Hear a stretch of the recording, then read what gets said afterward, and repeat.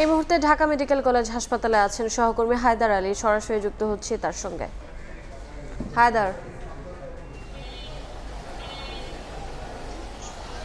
সচিবালয়ের এই সংঘর্ষের ঘটনায় এখন পর্যন্ত ঢাকা মেডিকেল কলেজ হাসপাতালে 87 জন শিক্ষার্থী আহত অবস্থায় নিয়ে আসা হয়েছে। তারা হাসপাতালের জরুরি বিভাগে চিকিৎসাধীন রয়েছে। আমরা কিছুক্ষণ আগে এখানকার চিকিৎসকের সাথে কথা বলছিলাম। তারা আমাদেরকে জানিয়েছিলেন বিকেল 5:30টার পর থেকে মূলত একে একে শিক্ষার্থীদেরকে হাসপাতালে নিয়ে আসা হয়। এদের মধ্যে গুরুতর 2 জন শিক্ষার্থীকে আমি যদি নাম ধরে বলি, নাফিসা 16 বছর বয়সী এক মেয়ে শিক্ষার্থী এবং সামিন নামে 19 বছর বয়সী এক ছেলে শিক্ষার্থী। এই 2 জনকে মাথায় আঘাত থাকার কারণে তাদের নিউরোসার্জারি বিভাগের আন্ডারে ভর্তি রাখা হয়েছে। এছাড়া বাকি 85 জন শিক্ষার্থী যারা এই বিকেল থেকে এখন পর্যন্ত ঢাকা মেডিকেলে এসেছেন, তাদেরকে চিকিৎসা দিয়ে অনেকে ছেড়ে দেওয়া হয়েছে, অনেকে এখনও চিকিৎসাধীন রয়েছে।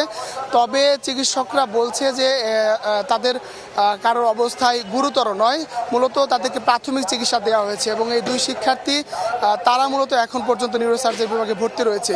আমরা শিক্ষার্থীদের সাথে কথা বলছিলাম, তারা বলছিলেন যে তারা শিক্ষা উপদেষ্টা এবং শিক্ষা সচিব এই 2 কর্মকর্তার পদত্যাগের দাবিতে সারা রাজধানীর বিভিন্ন স্কুল কলেজ থেকে তারা মূলত দুপুরের পর জড়ো হন সচিবালয়ে। সেখানে বিক্ষোভ মিছিল করতে থাকেন। এক পর্যায়ে তারা সচিবালয়ের গেট দিয়ে ভিতরে প্রবেশ করার চেষ্টা করেন। এক পর্যায়ে গেট টপকে ভিতরে ঢুকে এবং তাদের উপর পুলিশ লাঠিচার্জ করেন। মূলত সেই ঘটনায় এখানে যে 87 জন শিক্ষার্থী এসেছে, এই শিক্ষার্থীদের দাবি যে এই আহতের সংখ্যা আরও বেশি। তারা বিভিন্ন হাসপাতালে চিকিৎসা নিয়েছেন, স্থানীয় বিভিন্ন হাসপাতাল থেকে তাদের পরবর্তীতে ঢাকা মেডিকেলে নিয়ে আসা হয়েছে।